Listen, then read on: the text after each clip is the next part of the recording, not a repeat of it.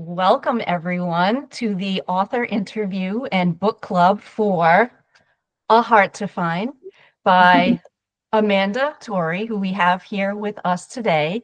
I'm your host, author Christine DePetrillo, and I'm ready to ask Amanda the questions you want answered. I hope you're all ready to travel with us today. First, before I lose myself in gushing about how fantastic this book is, let's learn a little bit about Amanda. I'm going to read her bio. USA Today bestselling author Amanda Torrey enjoys spending time with her adult children and her real-life hero. She loves all things book-related, playing in nature, hugging trees, traveling, taking road trips, especially the kind that make everyone around her question her sanity, and binge watching her favorite shows. Amanda is in love with elephants in Scotland, and she is a true believer in happily ever afters. She bursts into an instant good mood when people are unexpectedly kind or polite, and thinks there's nothing greater than connecting with a stranger through a smile. She loves meeting new people and especially loves to hear from readers. And on that note, there are so many ways to connect with Amanda. You can visit her website, the amandabookverse.com, which I think is the best name for a website, to see all of her books and sign up for her newsletter. You can follow her author page on Facebook at facebook.com/Amanda Torrey author. You can join her Facebook reader group, Amanda Torrey's World of Whimsy Bookverse. You can follow her on Amazon so you never miss a new release. And you can find her on Goodreads and BookBub by searching for Amanda Torrey. So before we continue, a caution up front. This interview contains spoilers. So if you haven't read A Heart to Find, what are you waiting for? Like seriously. It's a delightful read and it should be moved to the very top of your to be read pile like today. Thank you. And secondly, if you haven't read it, save this video right now and give it a watch after you read and enjoyed A Heart to Find. That way you won't ruin a truly remarkable story experience for yourself. So, yeah, I mean, I have to hold back because I just want to just immediately start gushing about this book. Okay, I really do. It was so heartwarming, so lovely. And I don't normally reread books, but I did reread this one several times. Thank you. So for listeners, and again, if you've read it, you know, in A Heart to Find, we're back at Sweetheart Island Resort off the coast of Maine with a fresh couple. We have our heroine, who is a kindergarten teacher, Keira Holden. She wants to find a love like her grandparents had, but she kind of has grown wary of the traditional soulmate search. And that's how she ends up turning to matchmaking. And then we have our hero, who is a travel blogger, Jared Marshall, who checks into Sweetheart Island Resort because of his late wife's wishes, which that whole storyline I absolutely loved because it's so unusual. And as the story unfolds, we have ourselves a sweet romance with all the tropes: second chance, forced proximity, single dad hero, which is one of my faves, found family, that happily ever after that we crave, matchmaking. So we've got all the good things here. So, and just up front, I have to say how much I loved Jared. One of my top heroes. I fell for him as early as chapter 3. Like I was just like, yep, okay, I love this guy. And I want to start off just by giving, you know, everyone just a taste of how wonderful Jared is, just by reading an excerpt, if that's okay with you. I love that. Thank you so much. Yeah. And thank you for this gushing. You make me sound so much better than I am. Well, you know, I'm coming off watching, you know, the Taylor Swift podcast and the introduction that she got on that show. So I wanted to make sure. I mean, I can scream and yell if you want, but I don't know that anybody wants to hear that. I do the Jason Kelsey thing. We might yeah. I mean, you deserve that kind of energy. I just don't know if I can summon up that Jason Kelsey energy for you, but it's a little early in the day for that. Right? It is. Yeah. I haven't stretched out properly to, you know, really get that going. We'll do that So after cocktail hour. yes. Yeah, that's a later in the day activity. And if you've read Hard to Find, which you should have, you'll love hearing this scene again too. I think that this scene really shows, what Jared wants for Keira. It's not so much like what he's going to get out of this relationship; it's what he wants her to get out of it. So here we go. Excerpt from A Heart to Find by Amanda Torrey. So Jared and Keira are on one of their dates at Sweetheart Island Resort, and they are painting. So Jared carefully placed a tray of paints in front of the wildly grinning Keira, then settled his apron body onto the wobbly stool, unable to stop himself from bursting into a full smile at the gleeful smirk she sent his way. His version of art was capturing what he could see through the lens of a camera, not trying to create something out of nothing on a blank canvas. Her twinkling eyes proved that she remembered his dislike for creating in this medium. He'd do anything she wanted if it meant breathing the same air as Keira. She'd see the man he became rather than the man he once was. Interesting choice of scenes to paint for someone who never wanted to leave her hometown. Jared studied her from the corner of his eye, surprised to find her flinch before recovering. I didn't have the craving for adventure that you did, but that doesn't mean I never dreamed of escaping to a faraway castle. Before he could ask her all the questions that flooded his head at her unexpected comment, the instructor called them to attention and directed them to paint their canvas blue. How this blob of paint was going to turn into a rolling Scottish countryside with a medieval castle was beyond him, but he'd subject himself to the painting class 100 times if it meant listening to her giggle beside him or her brush listening to her giggle beside him as her brush glided over the canvas in a dance of merriment. As their paintings began to take shape, he had to admit that he hadn't been joking about his own lack of talent. He leaned toward her and whispered, "I think my castle more closely resembles a jagged rock, and the sheep looks like a cloud fell onto the field here." Her giggle had the power to make him float. "Yours, on the other hand, looks exactly like a castle my rental car broke down near." She paused mid-stroke and shifted her upper body toward him slightly. "You've been near a real castle?" "Of course, many times. Photographing castle ruins is practically my bread and butter. People who happen upon my travel blog love them." Was she playing him, or had she never actually searched him online? "Well, now you're just bragging." She wrinkled her nose at him, but the corners of her lips lifted at the same time. "The closest thing to a castle I've been near is the Armory in Healing Springs." "That's because you're not into traveling. I think you'd love Scotland, though, if you ever decided to venture off this continent." She sighed and resumed adding details to the grass around her castle. "Convince me." That was a challenge he was up for. He spent the next 20 minutes feeding her non-adventurous soul tales of the beautiful countryside, the bleeding sheep, and the mystical feeling that came over him whenever he walked around the ruins. Her intent listening made his belly feel like it was filled with a warm ball of goo. She seemed to enjoy hearing about the kindness of the people, how they'd stop to let a pedestrian cross the road even if there wasn't a crosswalk in sight, their hospitality, their humor, and of course, their whiskey. It sounds all so surreal. Feels that way too. He reached for the vial of gray paint at exactly the same moment she did. Their fingers brushed, sending a jolt of sensation up his arm. She jerked away and rubbed her fingers across her forehead, streaking herself with grass green paint. He reached over to clear away the smudge, but she jumped back as if under attack. Her stool clanked to the floor, attracting the attention of everyone in the room. "Oh, oops." She bent to rescue the fallen stool at the same time he bent to retrieve it. Their heads bonked together hard enough that someone in the room gasped from the cracking sound. Keira burst into laughter, pressing painted fingers to her head, making the initial smudge seem small in comparison. Jared came to the rescue with a damp rag he grabbed from a neighboring couple, but when he tried to swipe the paint away, he made it worse. Realizing he should have checked to be sure the rag was clean, he cringed and tried to apologize, but her laughter only grew stronger. Wanting nothing more than to get her to the point of snorting in laughter, he wiped the soiled rag across his own face, grimacing exaggeratedly, hoping she'd laugh even harder. "Well, we might as well match, I suppose." She didn't let him stop there. She reached behind him and grabbed a vial of paint. With a twinkle in her mascara-smeared eyes, she squeezed dots of paint over his cheeks and chin. He puckered up and posed as if modeling for the cover of a men's magazine. Snort.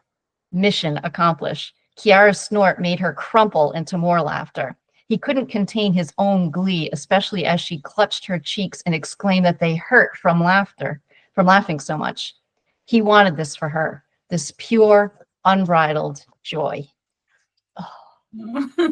Like, let us just take a moment and just absorb the fantasticness of Jared. I mean, wanting to nothing more than to make her laugh and to see her be joyful.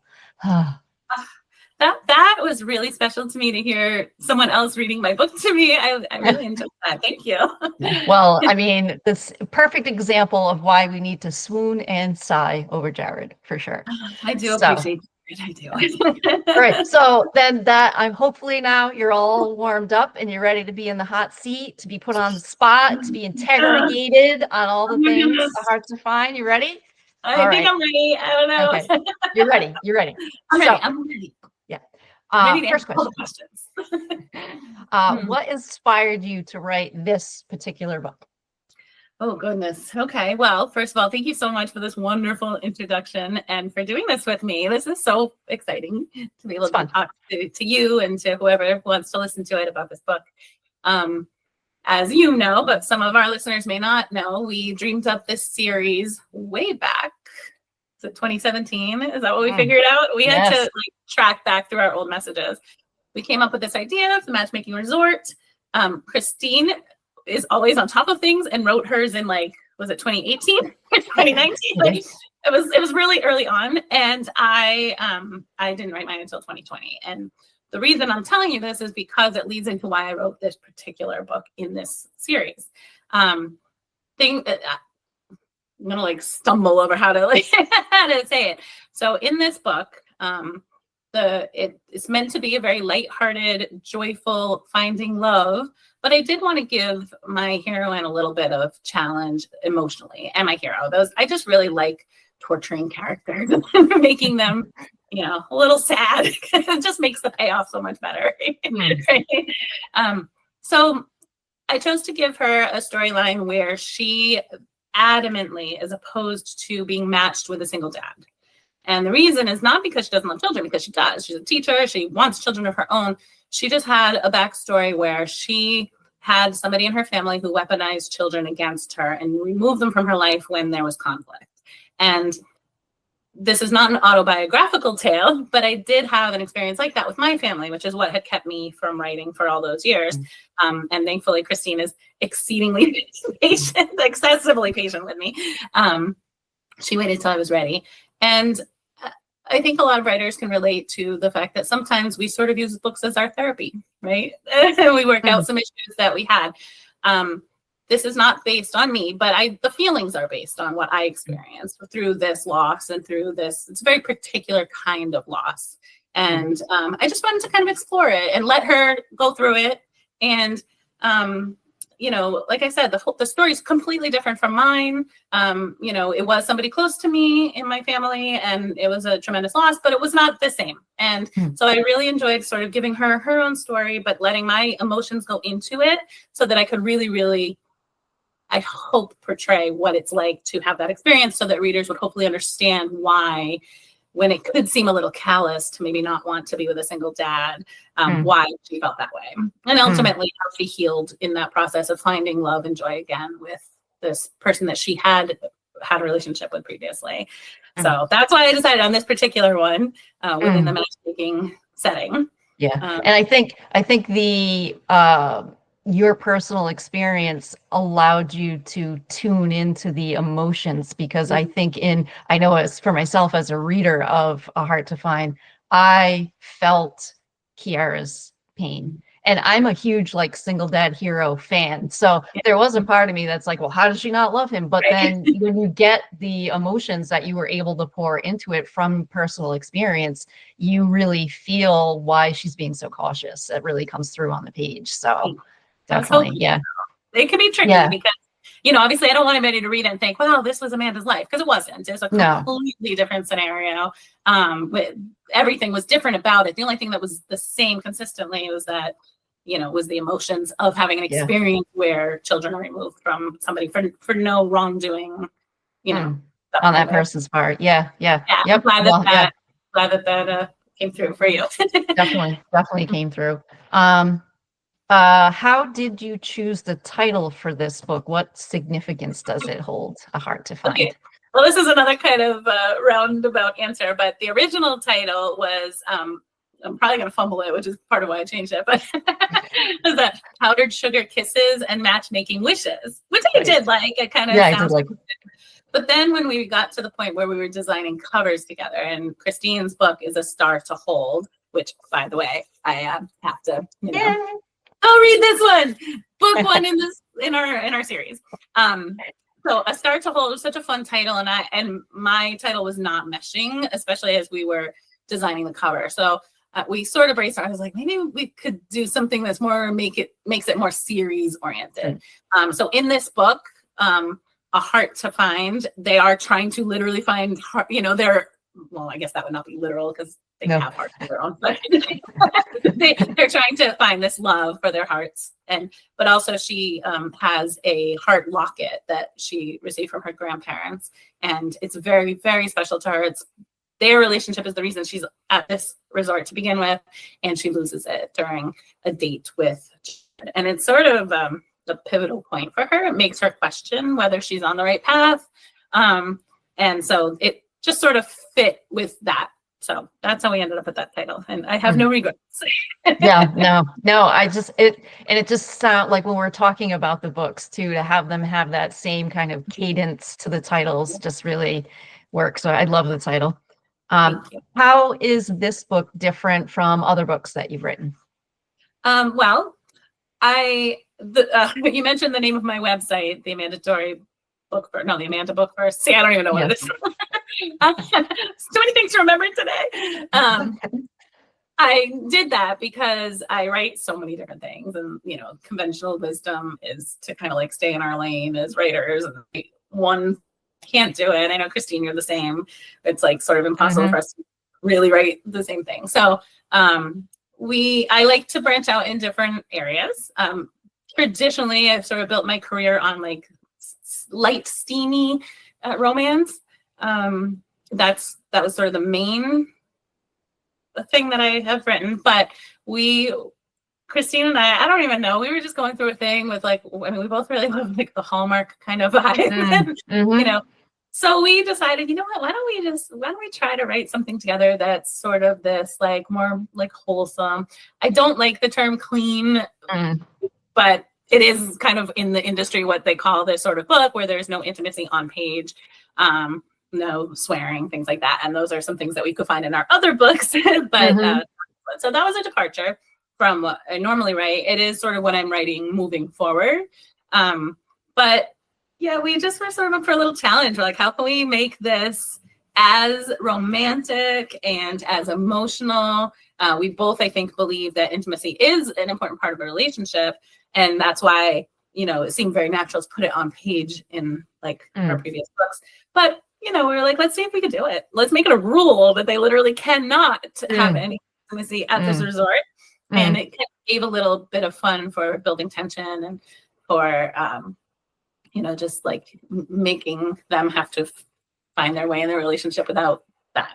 Yeah, I remember the two of us sitting in Panera planning out this, and we're like, oh, what if there is a contract that they have to sign that there'll be no like physical intimacy until their 2 weeks is up? And again, the two of us kind of sitting there giggling like evil villains, like we're just gonna have them build this tension and not be able to really do anything physical about it, like beyond kissing and like beyond hand holding.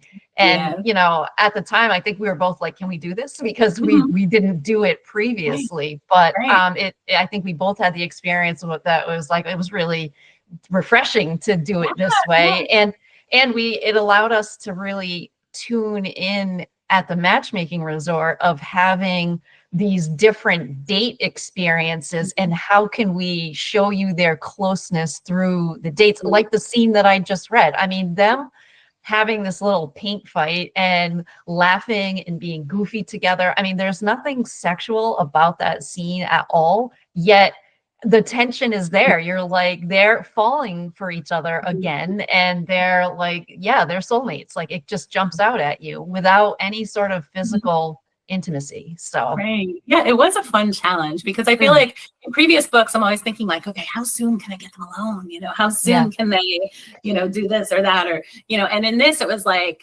okay, when are they going to be ready to like touch hands? yes. And building up to that is actually very fun, because if you think back, you know, we've both been in committed relationships for a very long time. So I have to think way back. But, you know, you think about those first sparks of a relationship. And I feel like those are the things like, they're so deeply meaningful. Like that first kiss, that first touch, that first just bump of an arm when you're walking.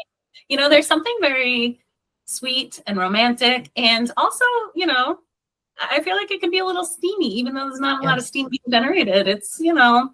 Well, it's that first moment where, I mean, whenever you have those first kinds of touches like that, very simple touches, like in my mind, I'm just visioning like two ends of like a cord, like just touching and like zap, you know, and it's so simple. And again, I mean, even with them, their hands both touch the same tube of paint. You know, it's that like typical Lady and the Tramp, like eating the spaghetti, right? And the noses meet. And I mean, you know, that's an animated cartoon with dogs, but you see it and you're like, oh, look, you know? Yeah, and it's like those I think we really got to play very much with those kind of moments in these books, where in the past, like we've always written those kinds of things, but then we follow them up later with, you know, a sexy time. So it was nice to just kind of, you know, plop in these little points of sparks really throughout. So yeah. And that's a good point. I think we both write like sweet with heat, you know, like there is on pages, but there's always been that kind of sweet aspect of it, you know, like, which is, you know, has always been fun. It wasn't too much. No. And I think, you know, the sexy times that you and I write in our other books, there's even a sweetness to them. Like there's an emotional level to them. It's not just about what goes where and when. It's just, we're always kind of in tune with that. My editor is someone who always says, she's like, I always love reading, you know, your sexy time scenes. She's like, because you give me just enough description that I can picture it, but then you set me off to like picture my own thing with it, you know, like don't over describe it or whatever. So and there's always an emotional growth in those scenes and like a reason why they're there. Yes. And I think very easily in reading these two books in the Sweetheart Island Resort series is, even though we didn't describe all that, I mean, I think once you finish the books, you can picture the two of them together in a sexy time scene, you know? Yeah, like we've sent them off to now do that, you know, to now finally get to that place. So yeah. So, I mean, that clean, sweet, and that steamy, spicy debate, you know, is a big one in romance. And I think you and I have kind of chosen to not stay in our lane and to explore both. Whatever the muse says to do, we're in for it. We're in for the ride. When she screams up in the car and she's like, "Hey, get in," we're like, "All right, let's do it." Okay, where we going? Yep, whatever it is, we're in. Absolutely. And I think like our books, like anybody who has read any of our books, I think you're gonna get the same idea. Like if you read an Amanda Torrey book or an Amanda Dare, which is one of my women's fiction alter ego, you're getting the same type of book, even if it's a teen book that is paranormal. You're getting the same sort of like empowerment, growth, like personal development, healing. My books always feature a lot of like healing. It was never intentional, but it's definitely something. I literally have a romance series called Healing Springs. You know, like it's just something that it really calls to me. And so you're getting that in any book of mine that you pick up, whether it's paranormal or small town contemporary or sweet matchmaking island or family drama. You're sort of, that's a consistent thing. Yeah, for your brand. Yeah, definitely. Yeah, same for me. Even if I'm writing about a pack of werewolves, they're still in a small town in Vermont. So yeah, that's where you're gonna find them. Yeah, they exist right alongside my contemporary characters. It's all there, and that's the magic of Vermont. Absolutely. You never know. Never know. Yeah, you never know what's in the woods. So Yeah. yeah. Who you're sitting next to in the tavern.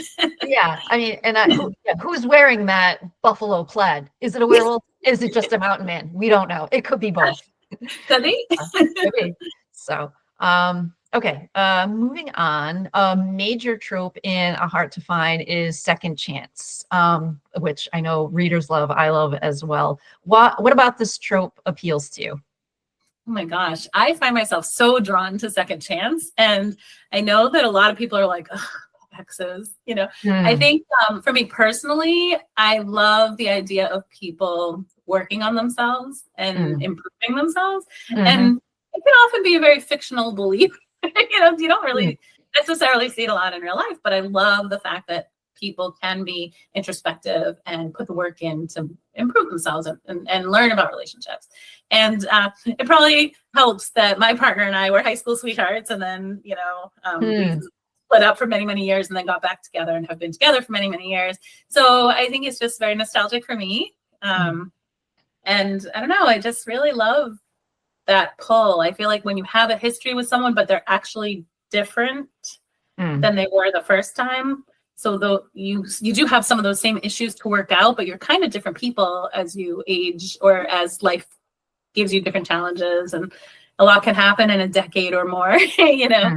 So it's just really interesting for me to explore it, because it could very easily be like, no, I'm not going back with that person ever. And that is often the correct thing. You know? Sure. You know, Yeah. there are not a lot of exes that I would want to, you know, have you know? Yeah. And I think that your idea of, you know, that people can change and improve really does come through in this book, you know, for Jared and for Keira. You know, they both have had experiences in the time that they were apart that makes them different now and makes them perfect for each other now. And one of the things I love about second chance too is that, you know, when, you know, your path might cross with someone at one point and okay, maybe it didn't work out, but the fact that years go by, you know, and your paths cross again makes it feel like destined in a way, like makes it feel like fated mates, you know? So, yeah, so you need to, you know, seeing these characters, you know, be wary. I mean, Jared's not wary. He's like, no, this is it. This is what needs to be happening. Keira obviously is the one that's wary, but she also seems to be the one that was more hurt when it didn't work out the last time with Jared. So the fact too that he humbles himself in a way to show her how he's changed. You know, you mentioned about putting the work in on himself. Like he clearly has done that. He's gotten to a place. I mean, he's had a marriage, he's had a child, he's had his travel experiences. I mean, he's gone through all of these things, as Keira has as well. But you know, and now the fact that they're meeting up again, although it was a little bit orchestrated, but it, you know, that chance, it feels like a chance that needs to be seized, you know, so that's, yeah. And I would just say, like, I would never want to write a second chance irresponsibly. I would never want to say like, oh, this person was a toxic presence in your life. This person was abusive or anything like that. Those people, no, we're not doing second chances with that. I think, especially in this case and in other second chance books that I've written, they weren't right for each other at that time, but they were both good people. They both made mistakes, the mistakes of youth or the mistakes of inexperience, but they didn't do bad things to each other. And that's something I really feel passionately about. So definitely second chance, responsible second chance. Yes. Yeah. Well, and you know, like you said about them being young, and you know, when you're the age that they were when they were together, high school, whatever, and then, you know, getting out of high school and then thinking about careers that you've dreamt about, you know, as a child, and then you've got to kind of go for it. I mean, that's not bad, trying to go for your dreams. And again, like you said, they were right for each other then, but circumstances pulled them apart, and now they're even more right for each other now. So it makes that reunion even sweeter. So, and they've learned how to communicate by this point. You know, where who knows how to communicate when they're in high school? I mean, come on, like misunderstand. Nobody likes misunderstandings in a book, but like that's life. That's life. When you're in high school. who's talking things out really well. Yeah, exactly. What are some of your other favorite tropes to write? Oh gosh. Well, I like friends to lovers. I think that that's a really, I've tried writing some like enemies to lovers. I don't think I can ever really make them very enemies, very strong enemies. You know, they're more like annoyance to lover. I don't know. So I really like the friend thing of like, how where do you cross that line? Where does it sort of go? I really just like, sort of, I don't know. Second chance seems to be my favorite. I like when people sort of let me think. I don't know. I love, like I said, the healing journey of like any, I don't know if that's really tropey, but it definitely is a theme, you know, but it definitely works in my books. And just anything kind of like, I love like family issues. Yeah, Again, I don't know if that's a trope, but I definitely those work their way in too. Yeah, definitely. I mean, there are so many tropes, and I feel like there are like new tropes that come on the scene too. And I was like, oh, I didn't even know about that one. You know, Brother's Best Friend, really like that one. That one, like, it's a little bit of the forbidden, but it's also like, okay, you know. Yeah. There's that, but it's almost like a second chance kind of thing, because it's usually, you know, they knew each other as kids, but they never. But then as they're older, now a 2 or 3 year age difference isn't a big deal anymore. And it's just a different kind of. Yeah. Well, and friends to lovers overlaps good with that brother's best friend too, because usually, you know, there's a friendship there too. Yeah. Just because that person has been around a lot, you know, so in the proximity. So good. All right, let's see. Oh, for A Heart to Find, you chose a winter setting, which again, we're in a coastal resort, Maine. So what made you choose a winter setting? I think I just like to make things difficult for myself. It's like, I mean, they're at the beach. Why not make it winter? Maybe that's because of my, you know, Irish skin. Maybe, yeah. You didn't want them to have to apply any sunscreen throughout.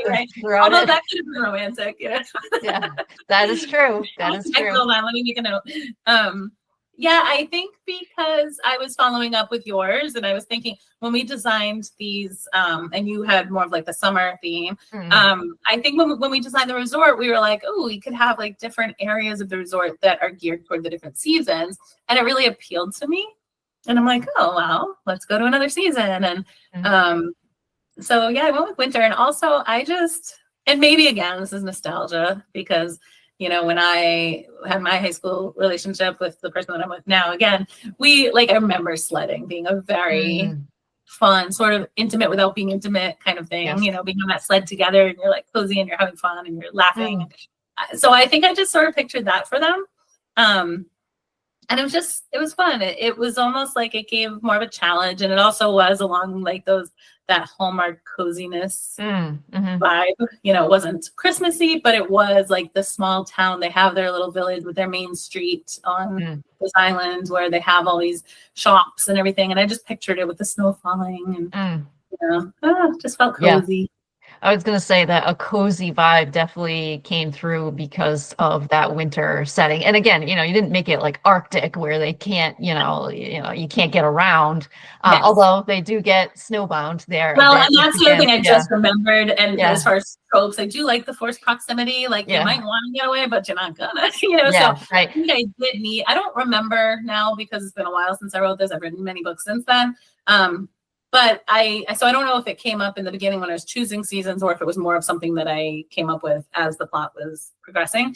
But I really wanted a storm because I wanted her to want to get away. Like when they have a conflict, you know, because she had to work through her desire to run. And I didn't want to make it easy for her. I wanted her to really have to kind of be confronted with this issue, you know, and like have to work it out. So yeah, they had to stay. And I love it when Mother Nature, you know, is like, I got to come in here and fix this. That nobody's going anywhere. So fate is here. We're checking into the resort. And we're staying the whole time and we're going to get this done. It was sort of like that idea of making the weather a character, you know, so it does. A lot of their dates are influenced around sort of what's happening with the weather. And, Jared keeps saying, oh, storm's coming, storm's coming. She's like, yeah, okay, but it's beautiful weather. It's like unseasonably warm. Sure, yeah, a storm's coming, and then it does. Yeah, well, and I mean, you get that double meaning of a storm's coming because you as the reader don't know if it's going to work out with them. So there's a storm just within their pairing. And then you've got the weather, kind of reflecting that. And even the, all right, you're snowbound, you've got the weather being like, nope, you've got to stay together and figure this out. And then, weather clears and they're on the other side of it. And so, yeah, it's really very symbolic. Yeah. Well done. Thank you. I'm not sure if it was intentional. It could have been. I don't know. Oh, I'm sure it was a stroke of pure genius. That's what it was. So, yes, that you can only get from a mandatory book. So, or Christine DePetrillo book as well. So, are you more of a Keira, so a planner, or more of a Jared, an adventurer in real life? Well, I appreciate that you stifled your laugh on that one because. Yeah, I always couldn't get the word planner. I know she's joking a little, but clearly I am not a planner. I mean, I do try to plan things, but I'm definitely more of the adventurer in my day-to-day life. Good. We need those. To balance out the planners. That's it, So, all right. So this matchmaking resort idea, that might be something that a parent would kind of keep from a little kid like Haley, Jared's daughter. But you chose to have Haley know all about it right from the beginning. She's even excited about the fact that he's going to, find a new mommy.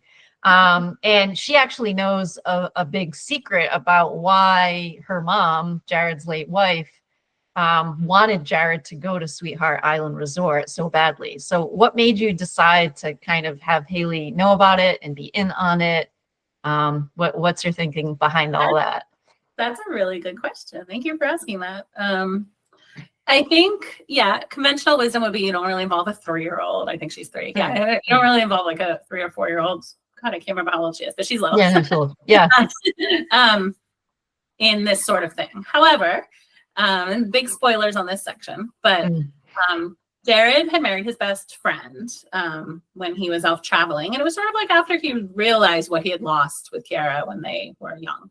And he's like, oh, maybe I can duplicate that. I love this person. And they realize that it's not really a romantic love match. But she asks for a divorce. He and then she finds out she has a terminal illness. So she's going to die. He's like, I'm not going to leave you. I love her. She's my best friend. We have a child together. So he stays, even though she did not want him to. So her last dying wish is that she knows that his soulmate was Keira. She didn't know Keira because they met after this, but she knows him, so I thought like I needed a way for him later to find out. I think when I was first drafting this book, it was just going to be like this coincidence that they ended up in this island together and were matched. But it didn't feel genuine to me because it felt too mystical, for what I was writing. And so I was like, well, what if she in her, dying days, was like trying to make sure the person she loves found his way toward love again. What if she found out that Keira was going to be on this island and she can't influence the matchmaking process? But she felt that if they could just get together in this place, they're going to be matched. Like they're soulmates. He knows it. He knows. Everybody knows it. So I think one of her like bonding things with Haley, and possibly as a way for her to help Haley kind of move forward with life after this. Little children this age don't really understand death and loss this way, but she wanted to make sure that Haley was going to accept whoever came into Jared and Haley's life after she was gone. And so I just thought it would be kind of a fun mother-daughter thing to be like, hey, look, we're going to do this little secret and you can't tell until after. You can tell once, but we want Daddy to be surprised, and she keeps it, she does a good job. Like she doesn't spoil it until the very end. It kind of slips out, but it's all right. It's an okay time. Yes. And it just sort of made things feel more comfortable for Jared knowing that his late wife really orchestrated it because he's thinking this is a wild coincidence. Right. That she just happens to be here. So when he finds out that she knew that Keira would be there. It makes more sense to all of them. Yeah. I think too, like the fact that to Haley, him going seemed like almost like another one of his adventures, right?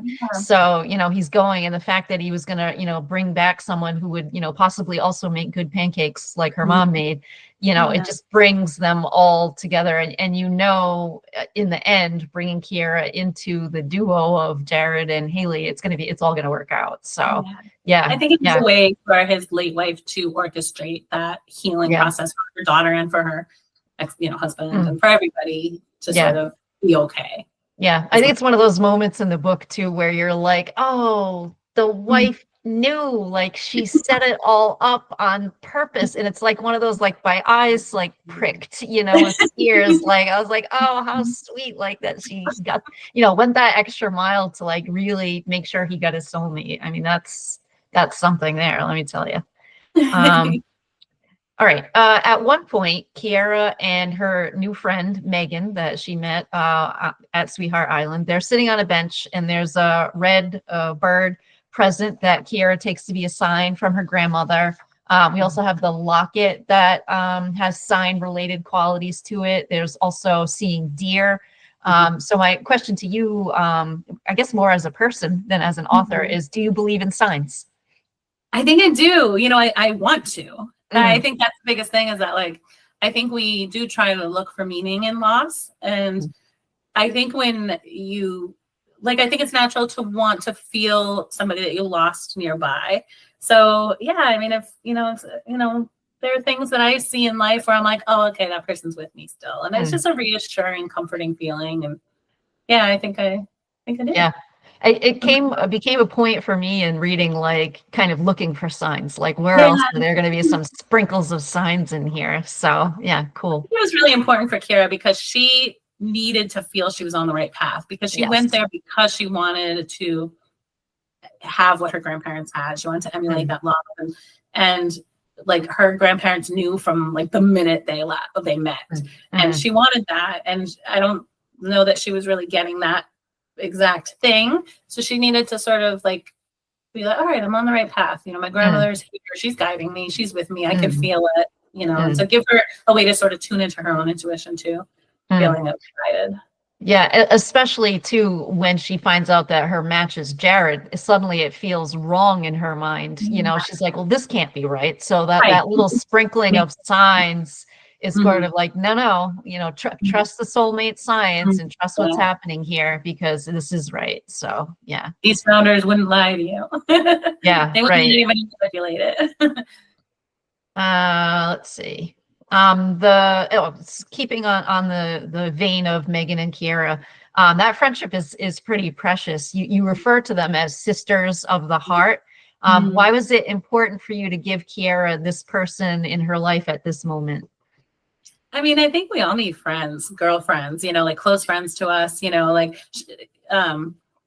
Keira, like what is her name? Keira had a best friend at home who wasn't going to be there. She was going to be, essentially on her own.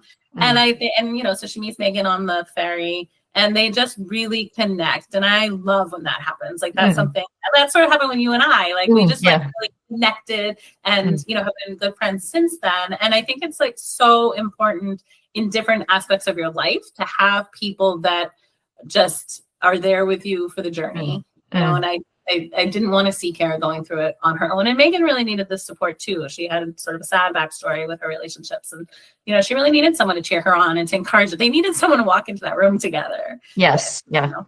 I love it when characters are in, real life, you get that click right away. I mean, they just met like right then and there, but you would have sworn that they've been friends forever. It's like, I always think about like, well, did they travel together in a past life, Right.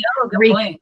Now again. Yeah. So that friendship came across as like, very real, even though it happened so quickly, so.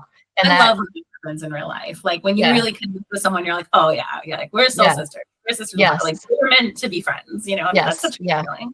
That is a good feeling. Yeah, definitely. And again, I like how you mentioned how it was like a mutual support because they both needed something in order to kind of move forward on this crazy thing that they were doing by going to the resort. So definitely. And you sort of see it later with the nervous couple at the end that Jared sort of takes under his wing. I feel like that heroine needed a friend, you know, and she didn't have. So like I just thought of it right now, literally. So I don't think I wrote it intentionally or used to, but it does sort of show the difference between when you have a friend there to sort of like encourage you and help you get past your insecurities versus not, where they were at almost at the end of this 2 weeks and they still were finding their footing and sort of needed, you know, Jared and Keira sort of helped them a little bit within that time frame. Yeah. You know, they would have benefited from having their friends too. Right. Cool. The ex-fiance who cheated on Keira with her sister, no less, it's just kind of like a quick mention. Every once in a while, I have to say, as a reader, I would remember that and be like, so did you consider including more of that confrontation, or, you know, is there a reason that you just quick mention and set it aside? You know, I did consider adding more about him, but I thought he was less significant than what she went through with her sister. Because I think like her sister's betrayal was so much deeper. Like, yes, having a fiance cheat on you with your sister must be horrible. That is not something I've ever experienced. But, you know, that would be traumatic. That would be horrible. But having your sister do it to you, I think, is just a million times worse. You know, and I can't speak. I mean, like I said, I haven't endured that. I don't know. But based on what I know of families versus partners, I think that family is supposed to be there for you. They're supposed to have your back. They're supposed to cherish you the way you cherish them. And, you know, Keira was somebody who always put her family first and who did everything for them and, you know, sacrificed a lot of parts of her life for them. So to have her sister do this to her was just so much more damaging. The guy, she can sort of forget, you know, he was just a guy. There are a million other ones. You don't get a lot of sisters if you have one, you know, so I thought that that was just the more interesting thing for Keira. That was more of the, if he had cheated with somebody else, I think there would have been more about that in there. If he just cheated with a friend or someone from work or someone she didn't know, then that would have been like the critical moment for her. But it just came down to the sister betrayal was so much more intense. And she didn't just lose a sister, she lost a big part of her family because they all kind of had to take sides. And so that was sort of she had a, you know, if she lost the fiance, she would be grieving a relationship, but she was grieving a whole life, a whole history. Her whole life was her family, and she'd known them since, you know, birth. So to lose them was just such a more critical thing. So it was sort of, intentional, where I didn't want him to be the focus. I didn't want him to be, you know, I didn't want it to be sort of like the male gaze of like, what you do to me influences my whole life. But like what your family does to you kind of does, because you really get those deep wounds. So like you said, I did, but it just, you know. Definitely the betrayal of the sister was the highlight there, and it also highlights spending more time on the sister's betrayal, highlights, like you said, the loss of family, and then makes Keira's gain of a family with Jared and Haley all the much better, you know. So cool. And that was the thing too, because she, you know, like her sister even cheating with the fiance was terrible, but the worst part was the sister taking away her niece and nephew. That was the part that really, like, it was like a death for her, you know. And like, you know, I imagine, you know, you can move on from betrayals, you know, you can whatever, but to have that loss when you never thought that would happen, that was the thing she had to really heal from. Because that's a true blindside, really. You don't expect that. Right. Okay. So both of the books, A Star to Hold and A Heart to Find, explore the theme of worthiness and of being enough. Because, you know, Keira kind of has that thinking that she wasn't enough for her family if they could dismiss her so easily. So why do you think that's an important message to get out there? Well, first of all, I love that we didn't plan that part. I know, That's something that was very natural that happened in these books. I just think when you're exploring relationships, there's so much of that piece of us that doesn't necessarily always believe that we're enough, or that if something went wrong, you know, we're like, well, what did I do wrong? What could I have done differently? And so I just think it's a very natural feeling. And I mean, if there's anyone watching this who has never experienced that, please tell me your secret. I want to hear how you got to that point, because I just feel like it's something I hear from my friends a lot, you know, all throughout my life. Whenever there's things like, oh, why this, why that, you know. So I don't know. I think it's just a very, and once you find that person who doesn't make you feel like you're not worthy, or doesn't make you feel like you're not enough, that's when you know they're the right one for you. Yeah. Yeah. Never feel that way. Never feel that you are not like everything. You can have faults, you know, you can have things that aren't, you know, the best about you. Not that we know anything about that. No, we don't. No. But that's a good gauge in a relationship, though, like feeling that the other person feels you're enough. So, and then, I mean, not that you want to rely on somebody else, but like when you know you're enough for someone else, like you feel like enough for yourself too. Like it's just a boost in a way. So, well, that's the thing. Like, I don't think it's that somebody has to convince you. I feel like you just feel it. You know, like I think you can just learn to feel that. And when you feel that about yourself, you're going to be more drawn to somebody who treats you like that.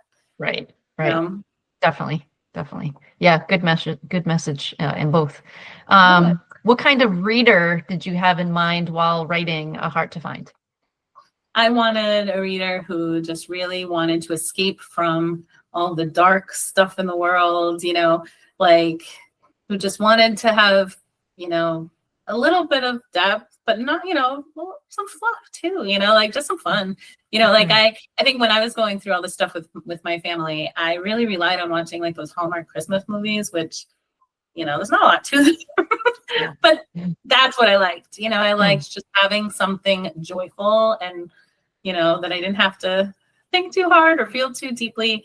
It really was very therapeutic for me. So I sort of had that in mind when I was writing this one. I just wanted someone who like wanted to see the power of love, who wanted to experience this sort of like falling back in love feeling, and who just wanted a little escape into this beautiful resort and this lovely matchmaking island, and should just imagine the possibilities. Yeah, I think the kind of getting readers to take a break from their lives and go to Sweetheart Island Resort is like the key of the series there. Like you're kind of taken out of your real life and into this little setting that's self-contained where magic kind of happens there. So that's why I loved your intro with like travel with us to here, because I do feel like that's something they physically have to travel there no matter where they're coming from. They have to get on a ferry to get to this island, and it's kind of takes you out of that the old place you were. Agreed. Let's see. What draws you to writing romance versus other genres? Oh, the hope of it all. You know, just the love. I mean, I have loved romance since I was a child. You know, I mean, we all have watched the Disney movies and, you know, everything. And I have written things that are not strictly romance, but there's always some kind of romance in there. You know, it's life. It's real life. I think, you know, and I want to write romance that feels good, that convinces you that you can have a person that loves you, treats you well, cares about your needs, your wants, everything, you know, and it's just, I mean, there's no better genre. Yeah, agreed. Lots of different things, romance. Yeah, I mean, I too, I've written other things. I mean, I wrote a historical romance, but somehow even, you know, in planning that out and in researching the facts, like I'm like, there needs to be a love story in here. And even as a viewer, when I watch movies, if there's not some sort of love interest, something going on, I'm like, it was okay. But if there's a love interest going on, I'm like glued to it. I need to know how it turns out. You know, we need someone to root for. We need someone to root for in life. And we need the hope and the joy. And I think the romance genre in general, it's something that gives women hope. I mean, anybody can read them. Men, I think you should read them as well. But like, there's just, life can be hard. Bad things happen. And when you know, you're talking about your book that, you know, the World War II book, you know, and it's like, bad things were happening. Yeah. You know, like, to be able to focus on something like love, I think that gets us through every day. I often see that like dancing and joy is like a form of resistance when things are going wrong. It's, you know, we might feel bad about experiencing joy, but we shouldn't, because that, you know, the world tries to keep me down. We need to like rise and have our romance and have our joy. Yes. Yeah. And have our love. I was in a meeting yesterday and somebody said more love is always the answer. And I was like, yes, it is. Oh my God. I need that poster. Yeah. No, I wrote it down, put it in quotes. I was like, yeah, this is right. And it's that quote is right in a lot of things, including romance novels. So absolutely. All right. So now so you survived the longer in-depth questions. So good. Take a breath. So now we're going to have some rapid fire, this or that related to A Heart to Find. So here we go. I'm ready. So coffee shop coffee or lobby barista coffee? Coffee shop. Gotta have the ambiance. Hot cocoa with extra marshmallows or fancy English tea? Ooh, that's hard. I'm gonna have to go with the English tea because the hot cocoa has to be dairy free, because maybe like. All right. But I do love hot cocoa with extra marshmallows. Powdered donuts or chocolate chip cookies? That's mean to ask. Can I love both? Why you can. You can. Yeah. I'm myself a cookie person. I also like I like apple cider donuts. I mean, I'm waiting that we're in the season for that now, but like donuts as a whole, no, I'll go for the cookies. I mean, I'm definitely more of a chocolate chip cookie, especially if it's crispy. Yeah. Oh, yeah. Homemade disaster pasta, which I loved, or pasta from a box. Homemade disaster pasta. Yeah. French toast with maple syrup or spinach omelet with fruit? The French toast, though I should want the spinach omelet. Yeah, and all of these are making me want to go to your more than pancakes and more than well, I was going to say the French toast, it better be pure Vermont maple syrup. Absolutely. Or throw it away. Throw it away if it's. I think that's actually in my book. I think I did link to your book in sledding adventure or ice skating romance? Sledding, because I am terrified of breaking a hip. Yeah, I like sledding. My butt's already on the ground where it's going to end up anyways. So let's put it there. Painting Scottish castles or making matching mugs? Castles. Mine would look like a jagged rock most likely. But snowy beach walk or wooded path stroll? Oh, that's a tough one. I like both. Can it be wooded path while it's snowy? Yeah. Or the beach walk takes you to the wooded path, Yes. Yes. I'd probably have to pick the wooded path, but I do love a snowy beach. A snowy beach at night. Under full moon. Yes. Now we're doing it. Yep. All right. It says the two pale girls who burn at the word sun. Never mind the actual sun. Yes. First kiss in the snow or kiss by a fireplace? Oh, the snow. I can't even imagine anything more romantic than that. Yeah. Under a street light, with it just. With like the shimmery, glittery snow falling around you and you're warming each other. Oh, yeah. Yeah, love it. Grand romantic gesture or quiet, intimate moment? Quiet, intimate moment. That's hard to say. I'm not someone who would want to be like proposed to in public. Yeah. No. Oh gosh, no. Yeah. Especially if you were going to say no. Yeah, I know. Champagne problems. Yeah, I'm always worried about that one. Yeah. Yeah, definitely. All right, so now we have some would you rather questions. So would you rather be like Keira, a careful planner, or be like Megan, dive in head first? I'd rather be like Keira and be a planner, which is why I'm always jealous of you, Christine DePetrillo. But I think I just go head first. Yeah, I would like to try to dive in head first, but I can't. I'll get to the edge of the diving board and be like, wait, but what about this? Have we planned for this? What about that? I think of that after I'm in the water. I'm like, oh, yeah. Wait. Yeah. Well, actually, my first thought at the end of the diving board is, shit, I can't swim. So that's then it's the diving first. Okay. All right. Would you rather date someone like Jared, adventurous, or date someone like Matt, who was Megan's match, who was immediately smitten? I'm gonna go with Matt because my partner is that. He's like the smitten kitten, and I'm the adventurous one. And he really supports my adventurousness, but he likes to stay home with the dogs. So he would travel with me if I had to, but I really like to go on my own or with friends. So it works out. So yeah, nice. That's the opposite. Would you rather receive texts that end with heart eyes emojis or texts that just, period only? That's it. Oh, if it's just a period, I think someone's mad at me. So like, give me all the emojis, please. Okay, so readers, if you contact Amanda, emoji heavy. Don't just end it with a period. Period is no. But yeah, exclamation points are good to show excitement. That's always welcome. And if you get a message from me, it's going to be full of all of those because I want no one misunderstanding.